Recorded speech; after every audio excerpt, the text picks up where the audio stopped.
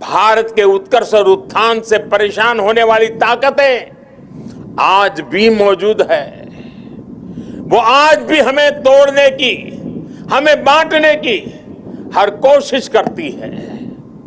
हमें जातियों के नाम पर लड़ाने के लिए तरह तरह के नैरेटिव गढ़े जाते हैं। प्रांतों के नाम पर हमें बांटने की कोशिश होती है।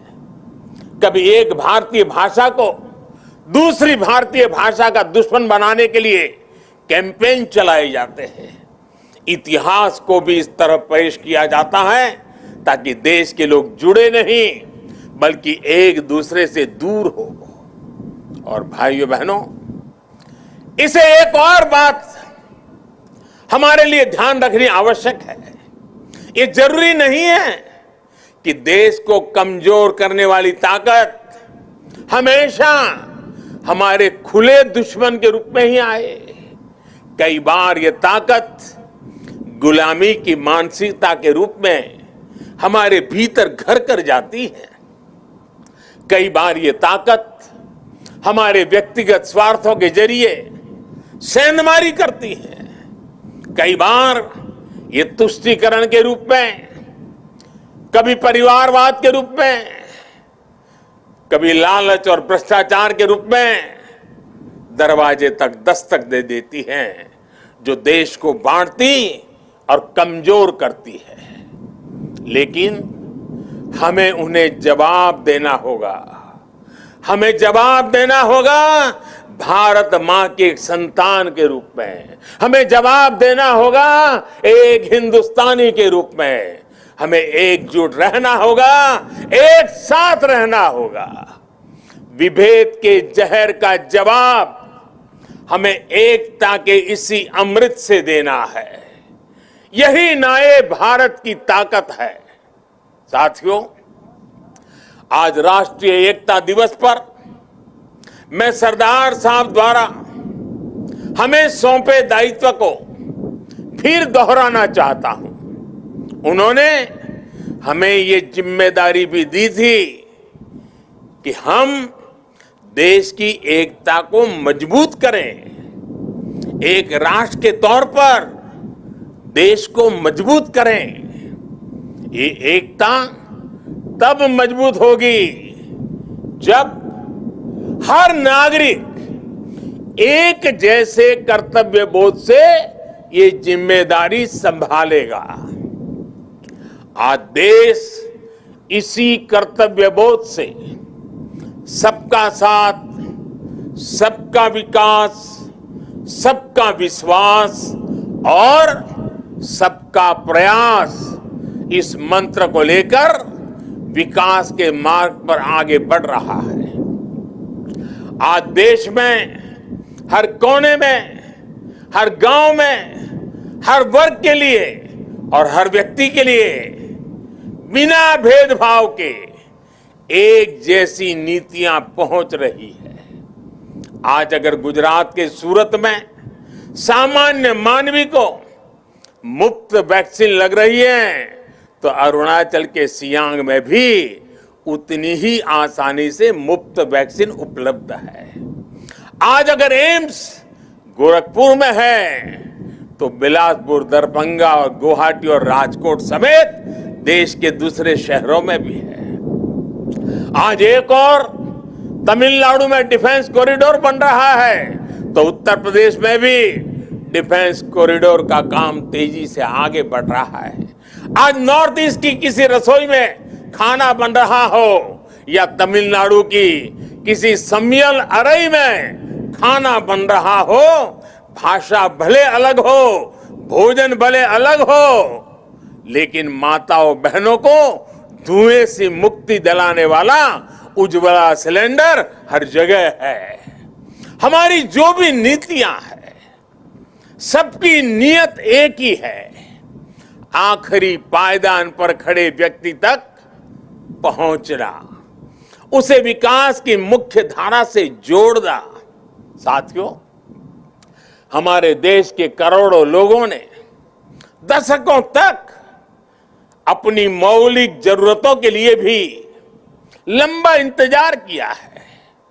बुनियादी सुविधाओं के बीच की खाई जितनी कम होगी उतनी ही एकता भी मजबूत होगी।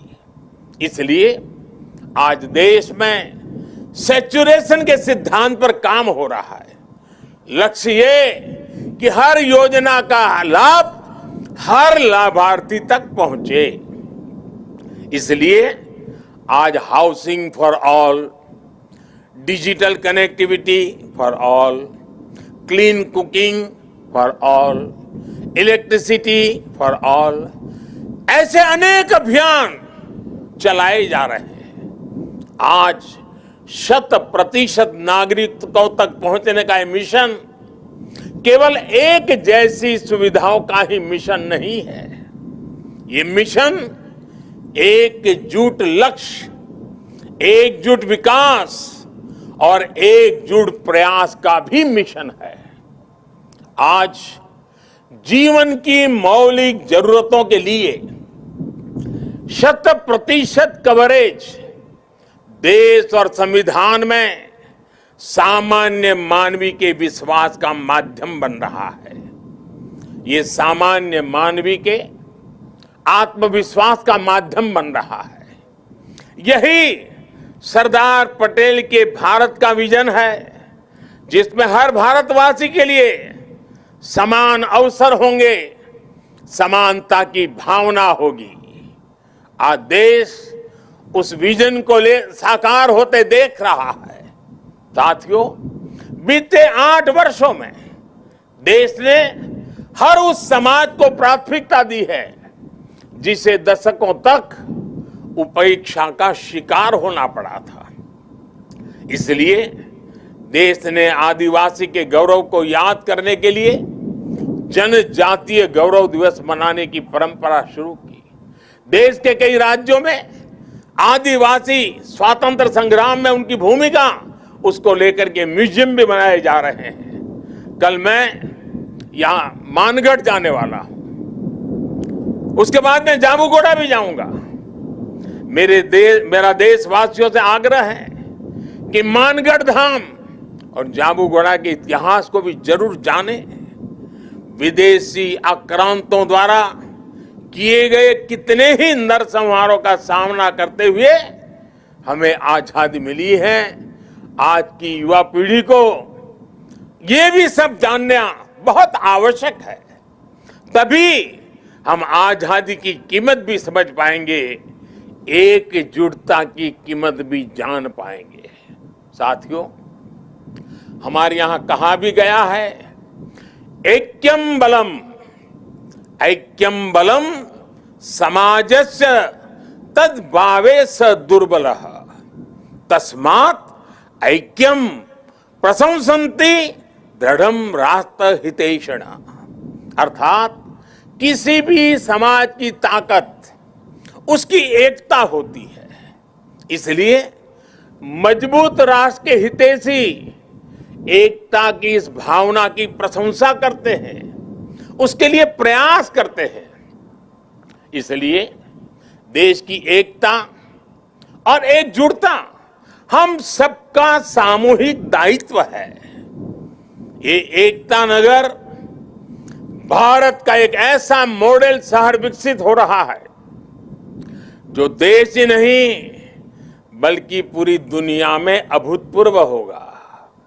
लोगों की एकता से, जन भागीदारी की शक्ति से विकसित होता एकता नगर आज भव्य भी हो रहा है और दिव्य भी हो रहा है।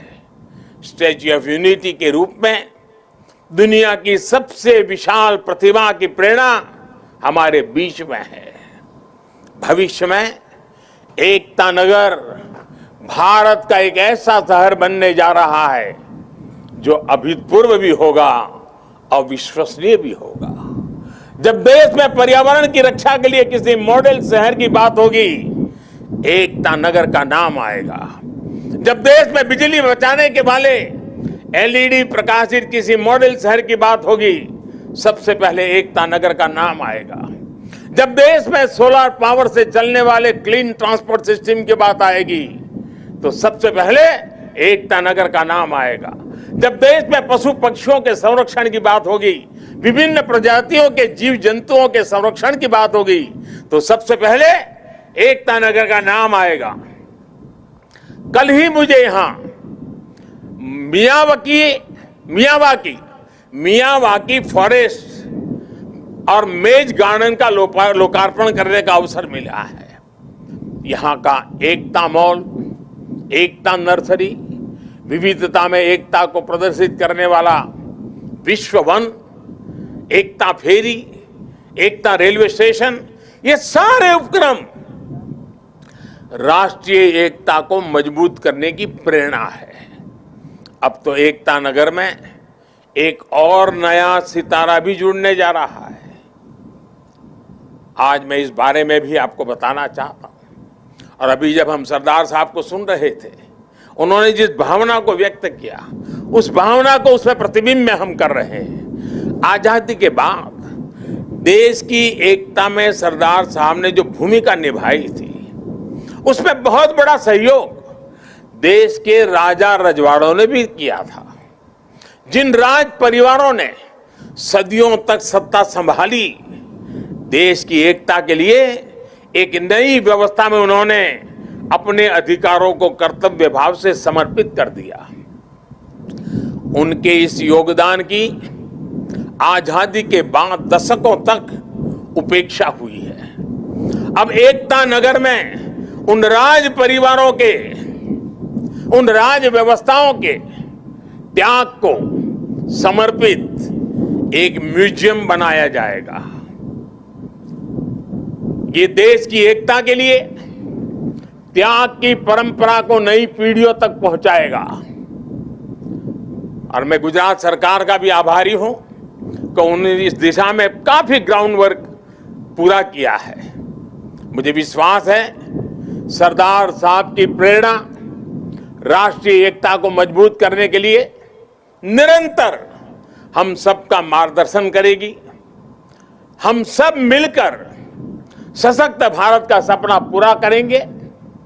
इसी विश्वास के साथ मैं आप सबसे आग्रह करूंगा, मैं जब कहूंगा सरदार पटेल, आप 2 बार बोलेंगे, अमर रहे, अमर रहे। सरदार पटेल, सरदार पटेल, सरदार पटेल। भारत माता की, भारत माता की, भारत माता की। बहुत बहुत धन्यवाद। आदरणीय प्रधानमंत्री जी के प्रति धन्यवाद एवं आभार।